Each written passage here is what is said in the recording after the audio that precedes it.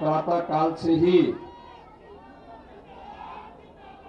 मैं सुबह सुबह रुद्राभिषेक करने के बाद पहले एक सभा पिपराइच में किया हूं, वहां से महाराजगंज गया हूं, महाराजगंज के बाद कपिलवस्तु, फिर तुलसीपुर, फिर बलरामपुर, फिर डुमरियागंज होते हुए अब सैजनवा में आया हूं।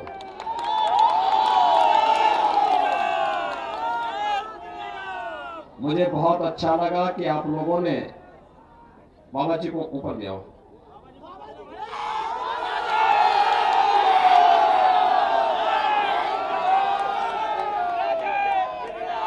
बाबा जी अंतर्राष्ट्रीय बौद्ध संस्थान के अध्यक्ष हैं लखनऊ में, इधर से आ जाएं।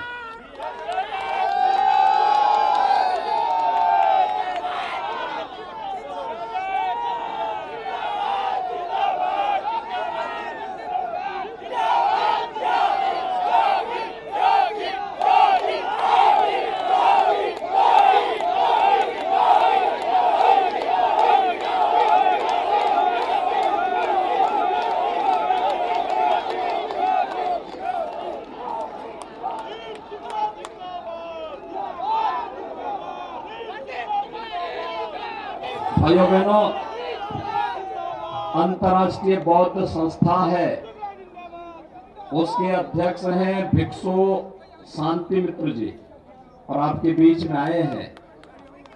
देखिए, दलितों के बीच में बहुत बड़ा काम उन्होंने किया है। पूरे प्रदेश के अंदर देखिए, इतने बड़े पद पर होने के बाद भी एक सामान्य कार्यकर्ता के लिए और केवल एक ही उद्देश्य है कि हर हाल में भारतीय जनता पार्टी की सरकार बननी चाहिए और केवल दलित बस्तियों में जाकर के प्रचार का काम कर रहे हैं। वे हमारे बीच में आए हैं, मैं उनका हृदय से स्वागत करता हूं। वे गोरखपुर में आए हैं। भाइयों बहनों, मैं आपको इस बात के लिए धन्यवाद दूंगा। वैसे धन्यवाद देने का इसलिए भी आपको मैं नहीं देना चाहता, लेकिन फिर भी एक औपचारिकता के लिए, क्योंकि आप सब लोग तो हमारे अपने लोग हैं।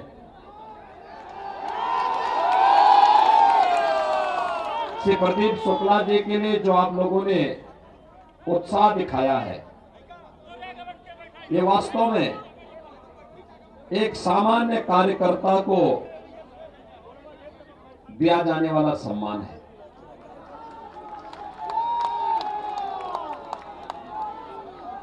भाइयों बहनों, मैं पिछले 25 वर्षों से श्री प्रदीप शुक्ला को जान रहा हूं, मेरे साथ 25 सालों से काम कर रहे हैं और एक सामान्य कार्यकर्ता के रूप में अगर दायित्व दिया गया तो उस दायित्व का ईमानदारी पूर्वक निर्वहन किया। दायित्व नहीं है तो एक कार्यकर्ता के रूप में अपने बूथ की रक्षा करने या जहां पर लगाया गया उस कार्य को उन्होंने संपन्न किया है। और आज इसीलिए वे आपके बीच में एक प्रत्याशी के रूप में है, एक युवा प्रत्याशी के रूप में आपकी सेवा करने के लिए सैजनवा में काम कर रहे हैं। और आप सबने जो उत्साह दिखाया है, इस उत्साह के साथ जो संबल प्रदान करने के लिए भारतीय जनता पार्टी हिंदुया वाहिनी के पदाधिकारी पूर्व विधायक श्री जीएम सिंह जी, अश्वनी त्रिपाठी जी, सभी लोगों ने जो उत्साह दिखाया है वो सचमुच अभिभूत करने वाला है और मुझे लगता है कि हर एक कार्यकर्ता को फिर आगे बढ़ने के लिए प्रेरणा देता है। मैं केवल आपसे यही कहने के लिए आया हूं, देखिए भारतीय जनता पार्टी की सरकार है और आपका अपना मुख्यमंत्री है, तो क्या लाभ होता है? 17 के पहले भी आपने देखा होगा, 17 के पहले बिजली मिलती थी क्या? आज तो बिजली की कोई समस्या नहीं है ना, सबको बिजली, पर्याप्त बिजली है ना। ऐसे ही 2017 के पहले क्या गरीबों को राशन मिल पाता था क्या? कोरोना काल खंड में जब पूरी दुनिया तबाह है, लाखों लोग मर रहे हैं, ऐसे में देश के सबसे बड़े राज्य में हम पिछले 20-22 महीनों से लगातार महीने में 2 बार गरीबों को राशन देने का काम कर रहे हैं। फ्री में राशन, सबको राशन। वैक्सीन कितने लोगों ने ली है भाइयों बहनों? वैक्सीन का कोई पैसा तो नहीं लगा। देखिए, सपा की सरकार होती तो इसका भी पैसा लगता या फिर इसको ब्लैक कर देते लोग। देखिए, ऐसी व्यवस्था बनाई गई कि हर जरूरतमंद के पास उसका चेहरा नहीं देखना, उसको कुछ भी नहीं देखना। भाई, जो उत्तर प्रदेश का नागरिक है उसको सुविधा का लाभ मिलना चाहिए। हाँ, हमने दंगे नहीं होने दिए, हमने अराजकता नहीं फैलने दी, हमने गुंडागर्दी भी नहीं होने दी, लेकिन विकास का सबको कराया। सबका साथ सबका विकास के साथ काम कराया।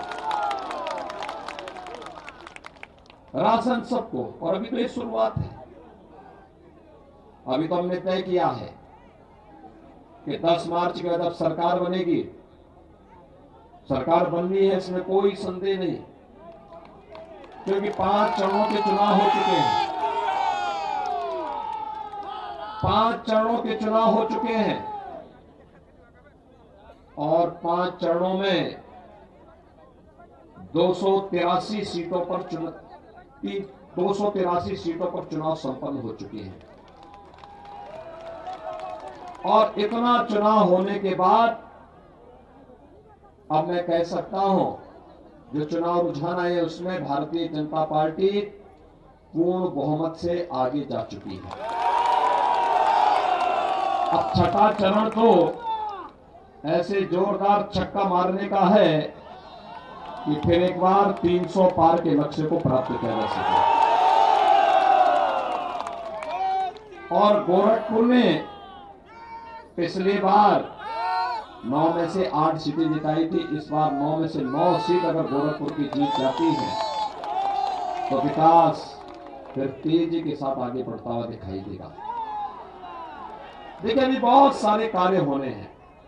पिछली बार आपने देखा होगा, कालेसर से जंगल कोड़िया को हम लोगों ने बाईपास से जोड़ दिया है।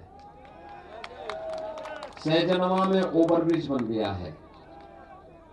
अभी गोरखपुर से सहजनवा होते हुए जो मार्ग है ना, इसको हम लोग 4 लेन से 6 लेन भी करने जा रहे हैं। सहजनवा बाजार की जो समस्या है इसका भी समाधान करेंगे। जो एक्सीडेंट वगैरह होते थे इसका भी समाधान करेंगे।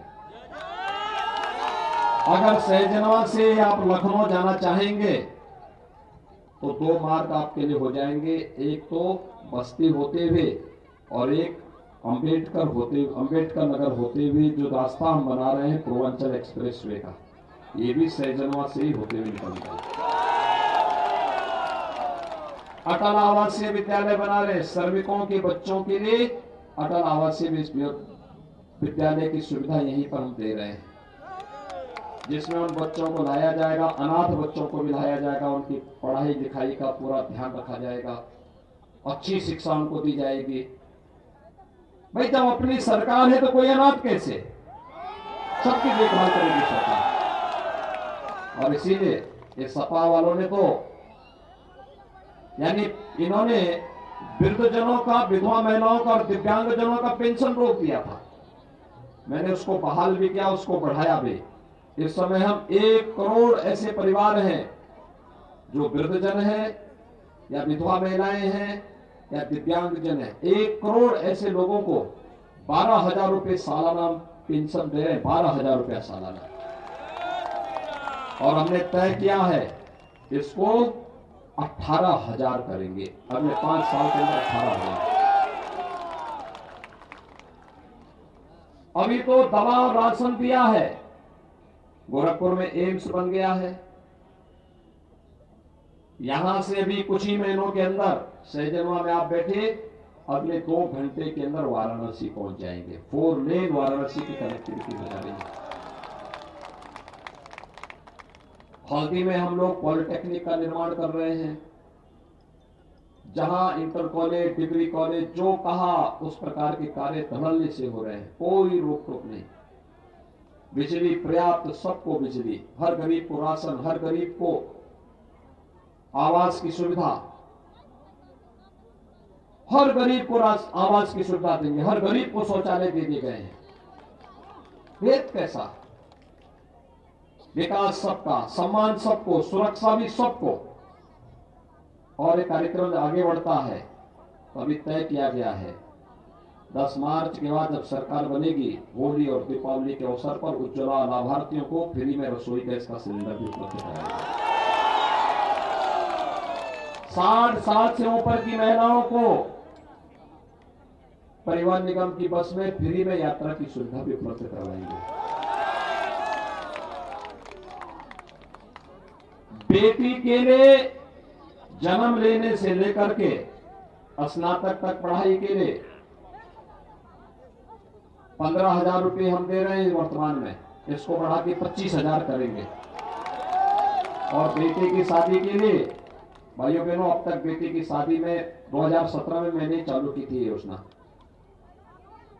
बहुत सारी बेटियां होती थी जिनकी शादी के लिए दिक्कत होती थी, परिवार के पास साधन नहीं थे, तो मैंने उस समय 35,000 रुपये एक व्यवस्था दी मुख्यमंत्री सामूहिक योजना, विवाह योजना में। और सामूहिक विवाह योजना में 35,000 रुपये एक बेटी के लिए दिया, बाद में हमने उसको बढ़ा के 51,000 किया। और मैंने तय किया है इस राशि को बेटी की शादी के लिए, कन्यादान के लिए 1 लाख रुपया हम लोग देंगे।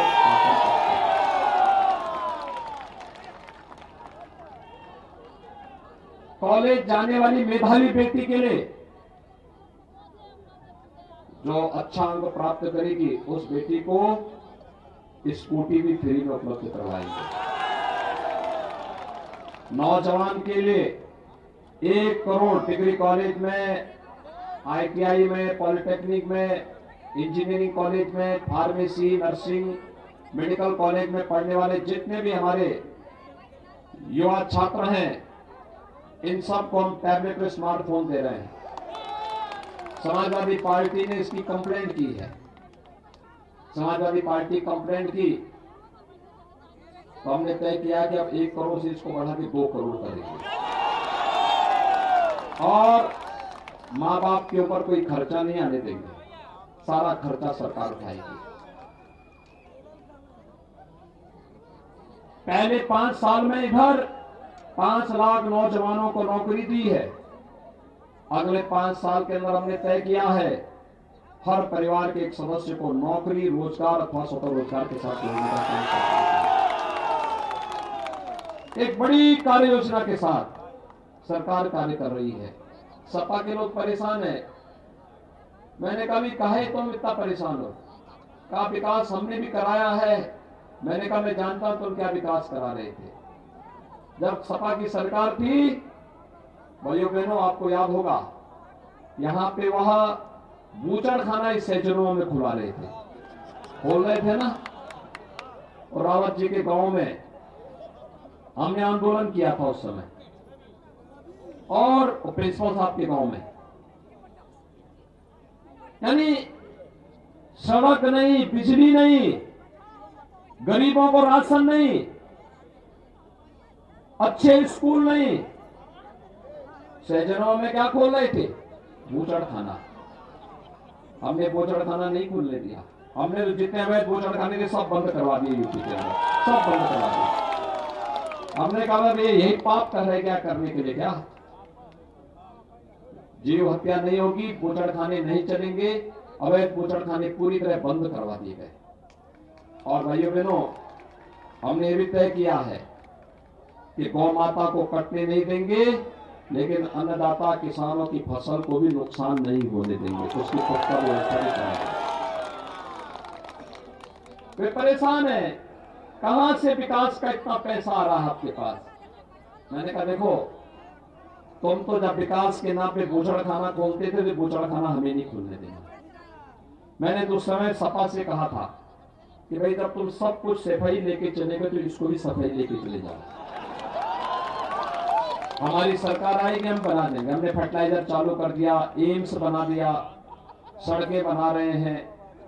जहां विकास की योजना की मांग होगी वहां पर हम विकास के कार्य कराएंगे। हमने यहाँ पे एक नया टाउन एरिया भी दिया है आपका उनवल को। विकास तेजी के साथ आगे बढ़ेगा, लेकिन विकास के साथ साथ बुलडोजर की गति भी थमनी नहीं चाहिए। तो मानते हैं ना, क्योंकि पैसा तो वहीं से निकलेगा ना, वही निकालेगा। और हमने तो मुल्लोकर पे एक ऐसा यंत्र फिट कर दिया है, वह चिन्हित करता माफिया को, दंगाइयों को, माफियाओं को, और फिर उसके ऊपर जोरदार तरीके से चढ़ता है ना, तो अवैध कमाई जितनी है सब निकल करके सरकारी खजाने में वापस आती है। और फिर उसी को हम लोग गरीबों के लिए राशन देने के लिए, सड़क बनाने में, बिजली देने में खर्च कर लेते हैं। लेकिन इस कार्य के लिए चाहिए दमदार सरकार। दमदार सरकार के समर्थन में है, बननी चाहिए ना। गोरखपुर की 9 के 9 सीट जितवाएंगे, प्रदीप शुक्ला को सहजनवा से भारी बहुमत से विजयी बनाएंगे। सभी लोग सहमत हैं, लेकिन एक शर्त है। शर्त ये, चुनाव के दिन पहले मतदान, और फिर परसों ही मतदान है। परसों मतदान है सुबह 7 बजे से। अपने अपने बूथ को संभालेंगे। अभी से जाकर के एक एक मतदाता के पास जाइए, सबसे बोलिए, एक ही बात बोलिए, महाराज जी ने कहा है कि बीजेपी को वोट देना है, ठीक है? बोलेंगे ना सभी लोग? कमल चुनाव चिन्ह पर से प्रदीप शुक्ला को भारी बहुमत से विजयी बनाने के लिए, और इसके लिए अपील करते हुए भाइयों बहनों, भारी बहुमत से विजयी बनाइए। शानदार विजय के साथ सहजनवा के विकास की यात्रा शानदार तरीके से आगे बढ़ सके, इसके लिए आप सबका मैं आह्वान करते हुए आप सब मेरे साथ बोलेंगे, भारत माता की, भारत माता की, भारत माता की।